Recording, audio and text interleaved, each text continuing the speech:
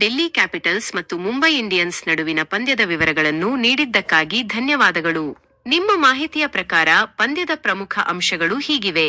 ಪಂದ್ಯ IPL 2025ರ 29ನೇ ಪಂದ್ಯ. ತಂಡಗಳು Delhi capitals versus Mumbai Indians. ಸ್ಥಳ ಅರುಣ್ ಜೇಟ್ಲಿ ಕ್ರೀಡಾಂಗಣ, ದೆಹಲಿ. ಪಂದ್ಯದ ಫಲಿತಾಂಶ ಮುಂಬೈ ಇಂಡಿಯನ್ಸ್ 12 ರನ್ಗಳಿಂದ ಜಯಗಳಿಸಿತು. ಟಾಸ್ ಡೆಲ್ಲಿ ಕ್ಯಾಪಿಟಲ್ಸ್ ಟಾಸ್ ಸೋತಿತು. ಮೊದಲು ಬ್ಯಾಟಿಂಗ್ ಮಾಡಿದ ತಂಡ ಮುಂಬೈ ಇಂಡಿಯನ್ಸ್. 20 ಓವರ್ಗಳಲ್ಲಿ 5 ವಿಕೆಟ್ ಕಳೆದುಕೊಂಡು 205 ರನ್ ಗಳಿಸಿತು. ಗುರಿ 206 ರನ್ಗಳು. ಡೆಲ್ಲಿ ಕ್ಯಾಪಿಟಲ್ಸ್ ಇನ್ನಿಂಗ್ಸ್ 19 ಓವರ್ಗಳಲ್ಲಿ 193 ರನ್ಗಳಿಗೆ ಆಲ್ಔಟ್ ಆಯಿತು. ಮುಂಬೈ ಇಂಡಿಯನ್ಸ್ ಗೆಲುವು. ಇದು IPL 2025ರಲ್ಲಿ ಮುಂಬೈ ಇಂಡಿಯನ್ಸ್ನ 2ನೇ ಗೆಲುವು. ಡೆಲ್ಲಿ ಕ್ಯಾಪಿಟಲ್ಸ್ ಕುಸಿತ.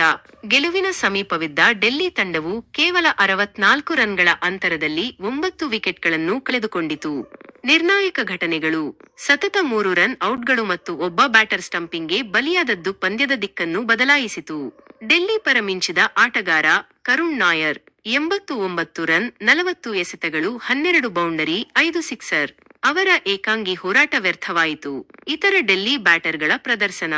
Jake Fraser McGurk 0, Abhishek Porel 33, KL Rahul 15, Tristan Stubbs 1, Axar Patel 9, Ashutosh Sharma 17, Vipraj Nigam 14, Kuldeep Yadav 1 run out, Mohit Sharma 0 run out, Mitchell Starc 1 ಅಜೇಯ. ಕೊನೆಯ ಹಂತದ ಒತ್ತಡ. ಕೊನೆಯ 9 ಎಸೆತಗಳಲ್ಲಿ ಡೆಲ್ಲಿಗೆ 15 ರನ್ಗಳ ಅಗತ್ಯವಿತ್ತು. ಆದರೆ ಅಶುತೋಷ್ ಶರ್ಮಾ ಔಟಾದ ನಂತರ ಕುಲದೀಪ್ ಮತ್ತು ಮೋಹಿತ್ ರನ್ ಔಟ್ ಆದರು. ಈ ಸೋಲಿನೊಂದಿಗೆ ಡೆಲ್ಲಿ ಕ್ಯಾಪಿಟಲ್ಸ್ನ ಗೆಲುವಿನ ಓಟಕ್ಕೆ ಬ್ರೇಕ್ ಬಿದ್ದಿದೆ ಮತ್ತು ಮುಂಬೈ ಇಂಡಿಯನ್ಸ್ ಗೆಲುವಿನ ಹಾದಿಗೆ ಮರಳಿದೆ.